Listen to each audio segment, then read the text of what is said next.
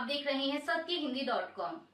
एक नजर अब तक की सुर्खियों पर। दिल्ली की मुख्यमंत्री आतिशी ने आज एक प्रेस कॉन्फ्रेंस के दौरान भाजपा पर हमला बोलते हुए आरोप लगाया कि विधानसभा क्षेत्र के हर इलाकों में बड़ी संख्या में भाजपा कार्यकर्ता और रमेश पिथौड़ी के भतीजे होने का दावा करने वाले लोग आम आदमी पार्टी कार्यकर्ताओं को डरा रहे हैं। रमेश पिथौड़ी ने आम आदमी पार्टी कार्यकर्ता दीपा को फोन करके उन्हें भाजपा में वापस आने को कहा है। जब उन्होंने कहा कि वह अब आम आदमी पार्टी में हैं और आतिशी के साथ हैं, तो पिथौड़ी ने कहा कि यह आतंकवादियों की पार्टी है और 8 फरवरी के बाद आतिशी जेल जाएंगी। मुख्यमंत्री ने आगे कहा कि भाजपा उम्मीदवार रमेश पिथौड़ी, उनके कार्यकर्ता और भतीजे आज चुनाव नहीं लड़ रहे हैं, बल्कि वे पूरे इलाके में सिर्फ गुंडागर्दी फैला रहे हैं। हम चुनाव आयोग से शिकायत करेंगे कि रमेश पिथौड़ी, उनके कार्यकर्ताओं और भतीजों पर FIR दर्ज की जाए और सख्त कार्रवाई की जाए। आम आदमी पार्टी के राष्ट्रीय संयोजक और दिल्ली के पूर्व मुख्यमंत्री अरविंद केजरीवाल ने बुधवार को आरोप लगाया कि भाजपा उनकी पार्टी के चुनाव अभियान को बाधित करने और 5 फरवरी को होने वाले विधानसभा चुनाव से पहले मतदाताओं को डराने के लिए शहर की पुलिस का इस्तेमाल कर रही है। केजरीवाल ने एक प्रेस कॉन्फ्रेंस में कहा कि दिल्ली की सारी पुलिस भाजपा के साथ है, लोगों की सुरक्षा के लिए कोई नहीं है। एक SHO ने मुझे बताया कि उन्हें गृह मंत्रालय से हमारी रैलियों को बाधित करने के सीधे निर्देश मिलते हैं। आम आदमी पार्टी सांसद संजय सिंह ने भाजपा उम्मीदवार प्रवेश वर्मा के उन आरोपों पर प्रतिक्रिया दी है, जिसमें प्रवेश वर्मा ने दिल्ली में बड़ी संख्या में पंजाब के नंबर प्लेट की गाड़ियों के देखे जाने का आरोप लगाया था। संजय सिंह ने कहा कि प्रवेश वर्मा का यह बयान पंजाबियों को बहुत बड़ा अपमान है। दिल्ली देश की राजधानी है, यहाँ हर राज्य की गाड़ियाँ हैं। मेरा मानना है कि अमित शाह को सिख समुदाय से इस बयान के लिए माफी मांगनी चाहिए। आपको बता दें कि इससे पहले नई दिल्ली सीट से भाजपा उम्मीदवार प्रवेश वर्मा ने आरोप लगाया था कि पंजाब नंबर प्लेट की हजारों गाड़ियां दिल्ली में घूम रही हैं और नई दिल्ली विधानसभा सीट और इसके आसपास के सारे होटल बुक करा लिए हैं। उन्होंने कहा कि ये कौन लोग हैं, यहाँ 26 जनवरी को मनाने की तैयारी है। इस बीच पंजाब से आए लोग बिना अनुमति के नई दिल्ली इलाके की झुग्गियों में CCTV कैमरा लगा रहे हैं, जो कि सुरक्षा के लिए भी एक बड़ा खतरा है। आपको बता दें कि कांग्रेस उम्मीदवार संदीप दीक्षित ने भी आम आदमी पार्टी पर यही आरोप लगाया और इसे दिल्ली के चुनावों में पंजाब की सरकारी मशीनरी का दुरुपयोग बताया था। सुप्रीम कोर्ट ने आज बुधवार को इलाहाबाद हाई कोर्ट के उस आदेश पर रोक बढ़ा दी, जिसमें मथुरा में शाही ईदगाह मस्जिद परिसर के न्यायालय की निगरानी में सर्वेक्षण की अनुमति दी गई थी। CJI संजीव खन्ना, न्यायमूर्ति संजय कुमार और न्यायमूर्ति KV विश्वनाथन की बेंच ने कहा कि वह मस्जिद परिसर के न्यायालय की निगरानी में सर्वेक्षण के खिलाफ ट्रस्ट शाही मस्जिद ईदगाह की प्रबंधन समिति की याचिका पर सुनवाई 1 अप्रैल से शुरू होने वाले सप्ताह तक के लिए टाल रही है। कोविड-19 महामारी के दौरान व्यक्तिगत सुरक्षा उपकरण यानी PPE किट की खरीद में अनियमितताओं की ओर इशारा करने वाली नियंत्रक एवं महालेखा परीक्षक की रिपोर्ट को लेकर कांग्रेस ने केरल सरकार पर हमले तेज कर दिए हैं। कांग्रेस ने बुधवार को पूछा कि अगर यह भ्रष्टाचार नहीं है तो क्या है।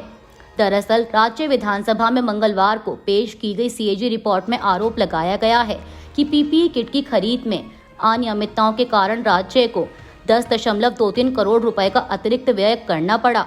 रिपोर्ट में यह भी आरोप लगाया गया है कि राज्य द्वारा संचालित Kerala medical services corporation limited ने मानदंडों का उल्लंघन करते हुए महाराष्ट्र स्थित सैन फार्मा कंपनी को PPE किट की खरीद मूल्य का 100% अग्रिम प्रदान करके अनुचित लाभ पहुंचाया। डोनाल्ड ट्रंप ने अमेरिका के 47वें राष्ट्रपति के तौर पर शपथ लेते ही कई बड़े फैसले लिए और अब ट्रंप के एक और फैसले ने सबसे अधिक भारतीयों को चिंता में डाल दिया है। बता दें कि यह फैसला अवैध प्रवासियों से संबंधित है। अमेरिकी राष्ट्रपति डोनाल्ड ट्रंप ने कार्यकारी आदेश साइन किया, जिसकी वजह से अमेरिका में अवैध प्रवासियों पर खतरा मंडराने लगा है। इस आदेश के तहत लाखों अवैध या अस्थायी दस्तावेज वाले विदेशी नागरिकों पर कार्रवाई की जा रही है, जिसमें भारतीय भी शामिल हैं। मीडिया रिपोर्ट्स के मुताबिक अमेरिका में अनडॉक्यूमेंटेड भारतीयों की संख्या लगभग 7,25,000 है और ट्रंप के इस आदेश के तहत ये लोग कार्रवाई के दायरे में आ सकते हैं, जिससे उन्हें अमेरिका से निर्वासन का जोखिम है। प्यू रिसर्च की रिपोर्ट के अनुसार भारतीय अवैध अप्रवासियों का तीसरा सबसे बड़ा समूह है। जम्मू कश्मीर के मुख्यमंत्री उमर अब्दुल्ला ने मंगलवार को लोगों को आश्वासन दिया कि राजौरी जिले के एक गांव में 17 मौतों के पीछे के रहस्य को उजागर करने के लिए जांच चल रही है और सभी सवालों के जवाब जल्द ही मिल जाएंगे। शोक संतप्त परिवारों के प्रति संवेदना व्यक्त करने के लिए गांव के दौरे पर गए उमर अब्दुल्ला ने पत्रकारों से बात करते हुए कहा कि हर जगह बड़े अस्पताल बनाना संभव नहीं है, लेकिन दूर दराज के इलाकों में लोगों को बेहतर स्वास्थ्य सुविधाएं प्रदान करने के लिए जिला स्तर पर स्वास्थ्य क्षेत्र की अपर्याप्तता को दूर किया जाएगा। आपको बता दें कि 7 दिसंबर से 19 जनवरी के बीच 3 संबंधित परिवारों के 13 बच्चों सहित 17 लोगों की रहस्यमय परिस्थितियों में मौत हो गई थी। बिहार के पूर्व मुख्यमंत्री और केंद्रीय मंत्री जीतन राम मांझी ने मंगलवार को मोदी कैबिनेट छोड़ने की अफवाहों को लेकर चुप्पी तोड़ी है। उन्होंने झूठी खबरें फैलाने वाले लोगों पर कार्रवाई करने की भी बात कही। जीतन राम मांझी ने एक्स पर एक पोस्ट में लिखा कि कुछ वेब पोर्टल और समाचार चैनलों द्वारा भ्रामक खबर प्रचारित और प्रसारित की गई है कि जीतन राम मांझी कैबिनेट से इस्तीफा देंगे, जबकि मैंने मुंगेर सभा में हो रही देरी को लेकर कहा था कि आप लोग लेट कर रहे हैं, जिसके कारण मेरी फ्लाइट छूट जाएगी और मुझे कैबिनेट छोड़ना पड़ेगा। उन्होंने आगे लिखा कि वैसे लोगों को मैं स्पष्ट कर देना चाहता हूं कि मैं मरते दम तक प्रधानमंत्री नरेंद्र मोदी का साथ नहीं छोड़ूंगा। हम सब अभी देश और बिहार के हित का कार्य कर रहे हैं, तो कुछ मीडिया घराना विपक्ष के इशारे पर हमें बांटने की कोशिश कर रहे हैं। केंद्रीय मंत्री ने कहा कि मैं वैसे लोगों को चेतावनी देना चाहता हूं कि वे सचेत हो जाएं, अन्यथा मैं उनके खिलाफ न्यायालय की शरण लूंगा और प्रेस काउंसिल में उनकी शिकायत दर्ज कराऊंगा। आपको बता दें कि केंद्रीय मंत्री जीतन राम मांझी ने इससे पहले कैबिनेट में अपना पद छोड़ने की धमकी देकर बिहार की राजनीति में हलचल मचा दी थी। उन्होंने आरोप लगाया कि इस साल के अंत में होने वाले बिहार विधानसभा चुनाव से पहले एनडीए में उनकी पार्टी हिंदुस्तानी आवाम मोर्चा को उचित डील नहीं मिल रही है। उन्होंने सीट बंटवारे में भाजपा के नेतृत्व वाले गठबंधन द्वारा उनकी पार्टी को ध्यान में नहीं रखे जाने पर नाराजगी जताई। जीतन राम मांझी ने कहा कि झारखंड और दिल्ली में हमें कुछ नहीं मिला।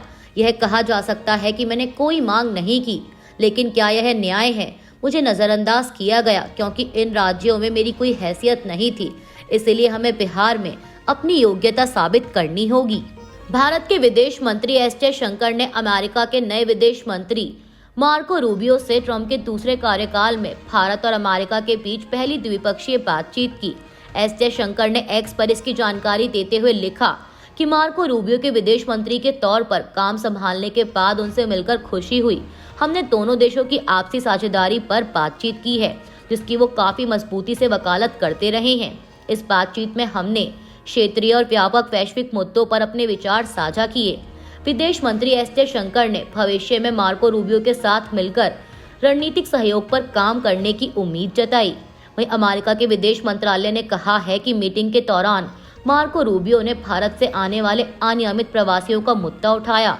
अमेरिकी विदेश विभाग ने कहा कि विदेश मंत्री रूबियो ने अपने भारतीय समकक्ष से मुलाकात में अनियमित प्रवासियों के मुद्दे पर मिलकर काम करने की इच्छा जाहिर की है।